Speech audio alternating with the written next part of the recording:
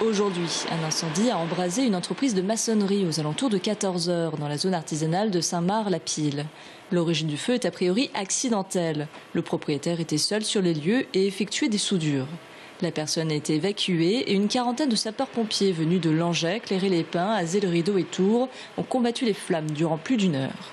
Quand les secours sont arrivés sur les lieux, le bâtiment était totalement embrasé, mais le feu, la maîtrise du feu au moyen des dispositifs hydrauliques mis en place a été relativement rapide.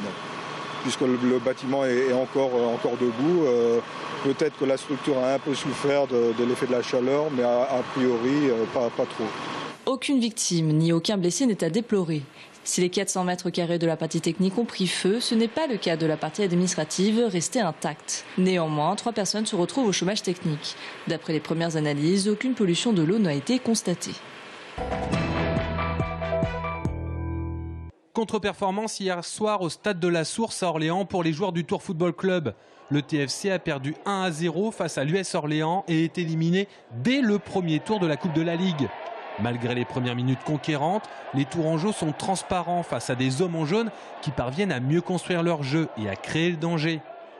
On joue les arrêts de jeu de la première mi-temps. Une mauvaise passe du Tourangeau Maouche fait pousser des ailes à l'Orléanais Farid Bezouane. Camara est battu, Orléans mène 1-0. Très déçu parce qu'on a joué ce match qu'à moitié, c'est-à-dire qu'on a joué à mon avis que la deuxième mi-temps. On a fait une première mi-temps insipide, on s'en sort bien en étant à 0-0 dans les arrêts de jeu. On réussit l'exploit d'offrir un but à cette équipe d'Orléans qui a mérité pour le coup sa victoire. De retour des vestiaires, le TFC tente de renverser la vapeur et se montre à nouveau plus offensif. Mais vite, c'est l'US Orléans qui continue à maintenir la pression et le gardien Camara fait plusieurs arrêts. À la fin du match, le TFC tente le tout pour le tout. 88e minute, Bergogneau tente un ultime coup franc et rate. La déception, parce que c'est vrai qu'on espérait se qualifier. Après, on n'a pas forcément tout bien fait ce soir et on a un petit peu le sentiment, c'est vrai, de leur avoir offert cette qualification parce que le but qu'on concède est plus qu'évitable et malheureusement, ça nous fait perdre le match ce soir. Orléans jouera donc son deuxième tour de Coupe de la Ligue face à Laval à la fin du mois. Quant au TFC, il doit vite oublier ce derby et cette première défaite de la saison pour se concentrer ce vendredi sur son match à domicile contre le Racing Club de Strasbourg. D'après une étude publiée par l'INSEE, 66% de la population active de la région Centre-Val de Loire ne travaille pas dans la ville où elle réside. 12% de ces actifs quittent même la région pour se rendre au travail. C'est le cas notamment dans les départements du nord de la région où beaucoup d'habitants vont en Île-de-France chaque jour pour travailler. Parallèlement, 30 000 personnes résidant hors de la région Centre-Val de Loire viennent y travailler. l'Eure-et-Loire, l'Indre-et-Loire et le Loiret étant les départements les plus attractifs. Ces personnes viennent de Normandie, d'Île-de-France et des Pays de la Loire. Côté trajet domicile-travail, ce sont les cadres qui parcourent les distances les plus longues chaque jour, 35 km en moyenne. Et de manière générale, c'est la voiture qui est le mode de transport privilégié par ces actifs. Avec 34 hectares de lacs, le plan d'eau de Homme fait partie des espaces naturels sensibles du département d'Indre-et-Loire. Un lieu au fort potentiel touristique. Chaque année, 140 000 visiteurs poussent les portes du château de Langeais, non loin d'ici, et 40 000 baigneurs choisissent ce plan d'eau l'été. Des chiffres qui ont de quoi motiver le conseil départemental et la mairie.